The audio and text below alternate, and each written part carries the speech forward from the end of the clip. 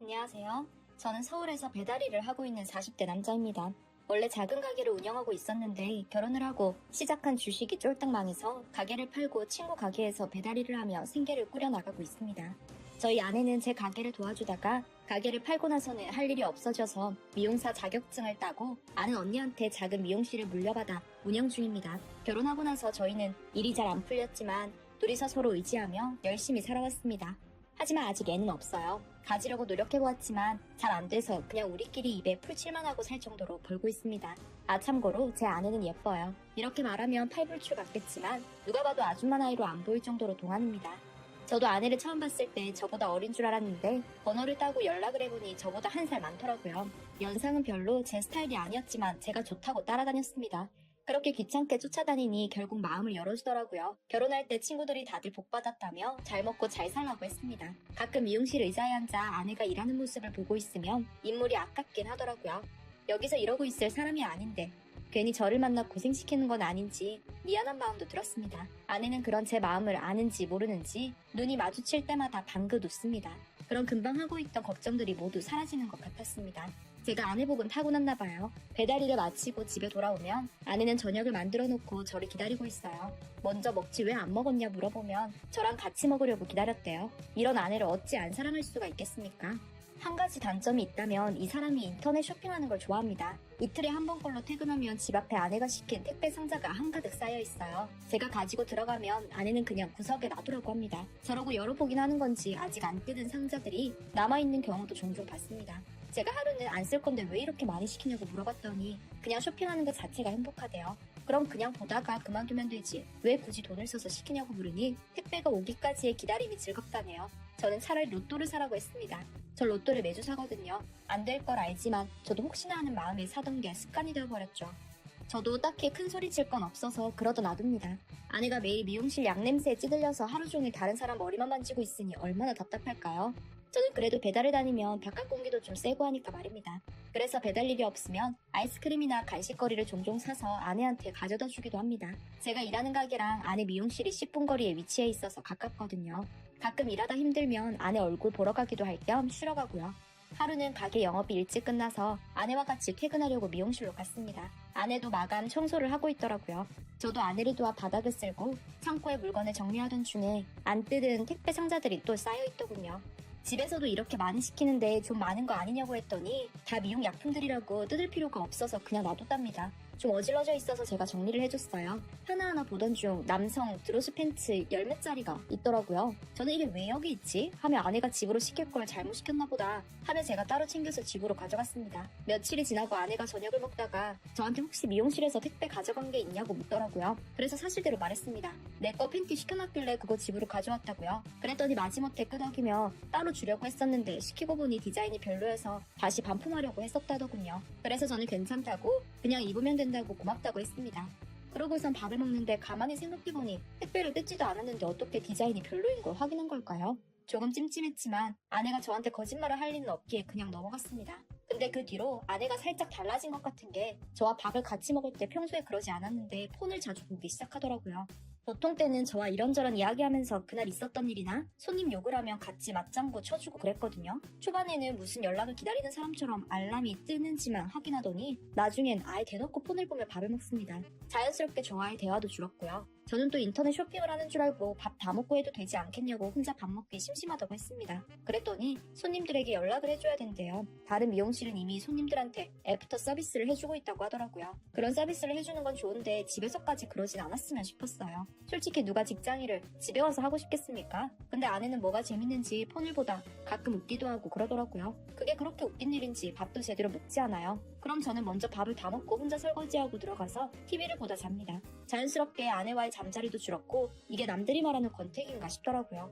혹시나 하는 마음에 인터넷에 쳐봤어요. 여러 방법들이 많았는데 어떤 글에 결혼 생활이 답답해서 그럴 수도 있다고 하더군요. 그래서 혼자 있을 수 있는 시간을 가지게 해주려고요. 저는 아내가 매일 좁은 미용실에서 나가지도 못하고 일만 해서 그런가 싶어 아내에게 휴가를 내고 친구들도 좀 만나고 여행을 다녀오라고 했습니다. 여자들은 모임이나 친구들과 맛있는 거 먹고 얘기하면서 스트레스 풀잖아요. 그랬더니 아내가 매우 기뻐하더라고요. 오랜만에 보는 아내의 긍정적인 반응에 얼른 가게 휴가를 내고 쉬다 오라고 했습니다. 아내가 동해바다를 보러 갔다 오겠대요. 혼자 갈 수 있겠냐고 하니 면허도 있는데 걱정할 거 없다며 친구 한 명 데리고 바다만 보다 오겠답니다. 저는 그렇게 좋아하는 아내 모습에 차를 렌트해주고 2박 3일간 여행을 보내주었습니다. 사진을 찍어보내는 아내를 보니 정말 신나 보이더라고요. 맛있는 거 많이 먹고 있냐고 했더니 힐링 잘하고 있대요. 갔다 오면 힘들 테니 안마해 주겠다 하니 좋대요. 저보고 조금만 혼자 있으라네요. 저도 아무래도 혼자 있으면 편하고 좋긴 하죠. 그렇게 서로 각자의 시간을 가졌습니다. 아내가 집에 오는 날 가게에서 빨리 퇴근하고 저녁도 제가 만들어 아내가 올 때까지 기다렸습니다. 올 때가 되어 집 앞으로 마중을 나갔더니 마침 아내가 택시에서 짐을 들고 내리더라고요. 그런데 내리면서 안에 있는 누군가에게 인사를 하더군요. 여행을 같이 간 아내의 친구인가 싶어서 계속 보고 있었습니다. 택시를 보내고 집 앞에 있는 저를 보더니 약간 당황하더라고요. 저는 눈치채지 못하고 잘 갔다 왔냐며 짐을 건네받았습니다. 아내가 집에 올라갈 때까지 제 눈치를 보는 것 같더군요. 이 사람이 왜 이러지 싶어 왜 그러냐고 물어보니 잠깐 가만히 있더니 아무것도 아니라고 배고프다며 빨리 밥부터 먹고 싶다고 하길래 내가 밥 만들어놨으니 얼른 가서 먹자고 했습니다. 밥을 먹으며 여행은 어땠는지 물어봤어요. 친구랑 안 싸우고 잘 다녀왔냐고 했죠. 너무 잘 놀고 맛있는 것도 많이 먹고 힐링하고 왔다고 하네요. 그러면서 저한테도 여행 한번 갔다 오라고 하더군요. 저는 아내와 같이 가는 게 좋아 자기랑 같이 가고 싶다고 했더니 그것보다는 혼자서 갔다 오는 게 생각할 여유도 생기고 편해진다고 같이 가면 자기는 방해만 될 거래요. 그러면서 오래 갔다 와도 된다면서 돈까지 주더라고요. 푹 쉴 만큼 쉬고 오라는데 저도 거절할 이유는 없어 그러기로 했습니다. 밥을 다 먹고 자기 전에 제가 안마를 해주겠다고 하고 마사지를 하려는데 아내가 갑자기 피곤하다며 오늘은 그냥 자자면서 불을 끄더라고요. 거기다 대고 뭐라 할 수가 없어 그날은 그냥 그렇게 잤습니다. 며칠 뒤 친구한테 사정을 말하고 가게를 며칠 쉬고 부산으로 갔어요. 혼자 기차를 타고 갔는데 창밖을 보면서 가니 조금 쓸쓸하지만 이런 여행도 괜찮더라고요. 왜냐면 이때까지 항상 어디를 가면 아내와 함께 가다 보니 아내 챙기고 숙소 찾아보랴 운전하랴 신경 쓸 게 많아 제대로 된 여행을 못했었거든요. 이렇게 나만의 시간을 가지니 정말 마음이 비워지는 것 같아서 앞으로도 이렇게 종종 와야겠다는 생각이 들었습니다. 부산에 도착하고 바다 좀 보다가 회와 주전부리 좀 사서 숙소에 가자마자 아내한테 전화 걸었습니다. 저 없이 밥은 잘 챙겨 먹고 있는지 확인하려고요. 근데 전화를 안 받더군요. 아내가 미용실에 있을 땐 기계 소리들 때문에 알람을 크게 켜놓고 일을 하는데 바빠서 못 받았나 싶어 일단 밥을 먹었습니다. 다 먹고 조금 있다가 집 갈 때가 된 것 같아 다시 전화를 걸었죠. 또 안 받길래 무슨 일인가 싶어서 계속 전화를 걸기 시작했습니다. 미용실 전화와 아내 폰으로 계속요. 그랬더니 조금 있다 전화를 받더라고요. 아내가 어디를 뛰어갔다 왔는지 숨을 헐떡이길래 무슨 일 있었냐고 전화를 왜 이렇게 안 받느냐고 했더니 자기가 미용실 문을 닫고 집으로 가다가 다 올 때쯤에 저한테 전화를 하려고 주머니를 뒤졌더니 폰을 미용실에 놔두고 왔었대요. 그래서 바로 뛰어들어와 제 전화를 받은 거라고 하네요. 저는 너무 걱정이 돼서 성질부터 냈습니다. 가뜩이나 혼자 있는데 전화까지 안 받으니 무슨 일이라도 난 줄 알았다고요. 아내도 집에 거의 다 와갈 때쯤 알아서 바로 뛰어왔다고 하며 미안하다고 하더군요. 잠시 감정을 추스리고 화내서 미안하다고 내가 옆에 없어서 걱정이 돼서 그랬다고 했습니다. 아내도 그럴만하다고 걱정 말라고 했죠. 밥은 잘 챙겨 먹고 있는지 물어보니 같이 먹을 사람도 없고 해서 저녁밥 안 해먹고 시켜 먹는다더라고요.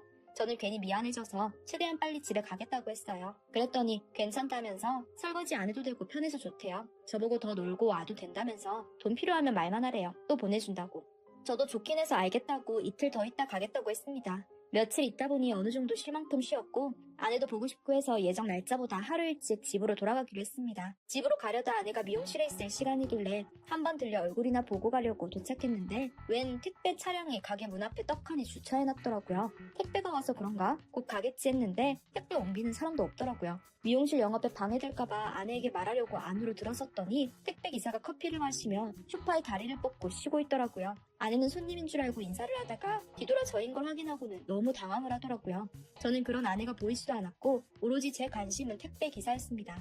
그 사람이 저를 쳐다보더니 아내의 당황한 반응을 확인하고는 허겁지겁 다리를 내리더라고요. 뭔가 이상하다 싶어 누구냐고 물어봤습니다. 아내가 다가와서 미용실에 택배 가져다주는 기사님인데 날도 덥고 해서 커피 좀 마시면서 쉬다 가라고 했다는 겁니다. 저도 배달일을 하는지라 손님들이 가끔씩 음료수를 주시면 감사히 받고 밖에서 혼자 마십니다.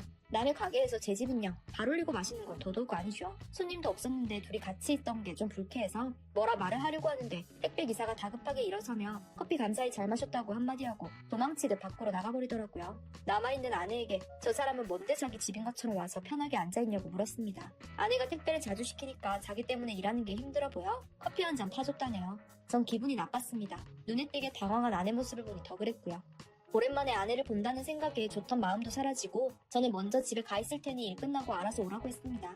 집에서 저녁은 같이 먹으려고요. 전 집에서 쉬고 나중에 아내가 와서 저녁을 같이 먹게 되었습니다. 웬일인지 그때는 폰을 잘 안 보더라고요. 그러다 다 먹어갈 때쯤 아내 폰으로 전화가 한 통 오더군요. 번호는 저장이 안 되어 있었는데 아내가 그걸 보더니 폰을 가지고 방으로 들어가네요. 저와 있으면서 못 들을 통화를 하진 않았거든요.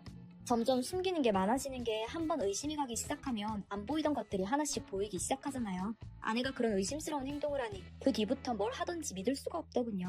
혼자 생각해보니 아내가 미용실로 택배를 시키고 난 후부터는 집으로 택배가 안 오더니 다 미용실로 시키나 봐요. 전 왜 그럴까 싶어서 일부러 택배 하나를 저희 집으로 시켰습니다. 원래는 경비실에 맡겨달라고 요청하는데 이번엔 그냥 직접 받기로 했어요. 아내가 미용실에 가 있을 때 택배 기사가 왔는데 저번에 거기서 본 그분이더라고요. 그 사람도 저를 보고 좀 놀란 눈치였습니다. 뭔가 캐내고 싶어 인사하며 말을 걸었어요. 원래 저희 아내가 택배를 자주 시키는데 요즘은 안 시킨다고 수고 좀 더 시겠다고요. 그 기사는 멋쩍은 웃음을 지으며 쇼핑하는 게 시들해지셨나봐요. 하고는 더 이상 말을 하기 어려운 듯 엘리베이터를 타고 내려가더군요. 아무리 봐도 둘 사이에 뭔가 있는 것 같아 파헤쳐봐야겠다 싶었어요. 그래서 아내한테 여행을 한 번만 더 갔다 오고 싶다고 했더니 좋은 생각이라며 또 다녀오라고 하더군요. 진짜 여행을 가진 않았지만 아내한테 돈까지 받고 저는 친구 차를 빌려 여행 간다 하고 미용실 끝거리에 차를 대놓고 하루 종일 잠복했습니다. 그런데 어찌된 일인지 미용실 끝나는 시간까지 손님 말고는 택배차나 그 택배기사가 보이지 않더라고요. 내가 의심이 과했나 생각하며 그냥 다시 돌아가야겠다 하고 시동을 걸렸는데 아내한테 전화가 왔어요. 여행은 잘하고 있냐고요. 그래서 이제 숙소 와서 피곤해서 좀 쉬려고 한다고 내일 통화하자 했습니다. 잘 자고 여행 잘하라더군요. 전 전화를 끊고 조금만 더 기다려보기로 했습니다. 근데 얼마 되지 않아 처음 보는 차 한 대가 미용실 앞에 서더니 그 택배기사가 들어가는 겁니다. 그때 시간이 밤 11시가 다 되어가는 상황이었습니다. 그 시간에 택배기사가 거길 왜 가겠어요? 저는 바로 뛰쳐나가려다가 블랙박스에 일단 다 찍히고 있으니 증거를 확보한 후 미용실에 들어가기로 했습니다. 그 기다리는 시간이 저에게 너무 길게 느껴지더라고요. 한 30분쯤 기다렸을까? 미용실 불이 꺼지더라고요. 제 마음은 철렁 내려앉았습니다. 집으로 안 가고 나오지도 않고 믿고 있던 아내가 지금 다른 남자와 한 공간에서 불을 끄고 있다는 사실이 저는 믿기지가 않았어요. 도저히 못 참을 것 같아 차에서 내려 트렁크에서 예전에 썼던 골프채를 빼들고 미용실로 걸어갔습니다.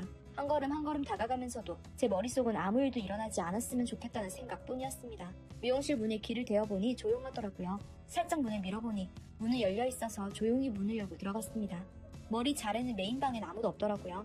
그래서 복도를 따라가면서 나머지 방들을 훑어보며 마지막 방인 창고까지 걸어갔습니다. 창고 문은 닫혀 있었고 안에서 무슨 대화 소리가 나는 것 같았어요. 이 문을 열까 말까 몇십 번을 고민했던 것 같습니다. 그냥 모른 체 하고 집으로 갈까 하다가 고민 끝에 문을 벌컥 열었어요. 불은 다 꺼져 있었고 아내가 떨리는 목소리로 누구냐고 하더군요. 제가 불을 탁 켰더니 둘의 모습이 가관이었습니다. 저를 보고는 소리를 질러대기 시작했어요. 아내는 저를 보자마자 소리를 지르며 그 남자 뒤에 숨었고 남자는 엉거주춤 일어나며 자기가 다 설명을 하겠답니다. 저는 눈이 돌아가서 닥치는 대로 골프채를 휘둘렀어요. 남자와 아내가 밖으로 도망치려 하길래 저는 이대로 내보낼 수 없어 출입문을 막아서고 둘 다 여기서 살아서 나갈 생각하지 말라고 했습니다. 그러고는 그 주변의 물건들을 제 분이 풀릴 때까지 후려쳤어요. 그 상황에도 사람은 안 치려는 제 이성이 남아있었나봐요. 그렇게 둘은 부둥켜 안고 벌벌 떨면서 제가 불같이 화를 내는 모습을 바라보며 울었습니다. 나중엔 저도 힘이 딸려 울면서 바닥을 치고 있더라고요. 그때 눈치를 보던 남자가 아내를 내팽겨치고 밖으로 도망갔습니다. 자기 혼자 살자고 그렇게 꽁지 빠지게 나가더라고요. 주저앉아 울고 있는 아내를 아무 말도 안 하고 가만히 쳐다봤습니다. 이 사람을 어떻게 해야 하나 싶더라고요. 죽일 수도 없고 살릴 수도 없고 저도 미치겠더라고요. 힘없는 목소리로 우리 끝내자고 했습니다. 아내는 울면서 알겠다더군요. 매달리는 것이 없이 그렇게 한 번에 알겠다고 하는 걸 보면 저한테 정이 떨어졌나봐요. 그 자리에서 폰 내놓으라고 하고 그 새끼랑 대화한 카톡을 다 캡처했습니다. 그리고 블랙박스 영상도 챙겼고요. 그 택배 기사는 다시 볼 일이 없었지만 항상 벼르고 있다는 거 자기도 알 거예요. 그리고 아내에게는 이혼할 동안 집에 들어오지 말라고 했습니다. 네가 좋아하는 미용실에서 살라고 했어요. 집으로 돌아오니 불 다 꺼진 집안이 그렇게 쓸쓸해 보일 수가 없더라고요. 그래도 여기서 같이 살고 울고 웃으며 함께 보낸 시간이 있는데 콩깍지가 벗겨지고 보니 그냥 텅 빈 온기 없는 공간이었습니다. 지금도 이 공간에서 글을 쓰며 혼자 있네요. 아내밖에 모르던 제가 아내를 잊고 나니 가슴속이 너무 허전합니다. 저는 더 이상 누군가 사랑할 수 없을지도 모르겠네요. 혼자 여행을 다니며 남은 인생은 마음 편하게 지내고 싶습니다. 제 이야기 들어주셔서 감사합니다.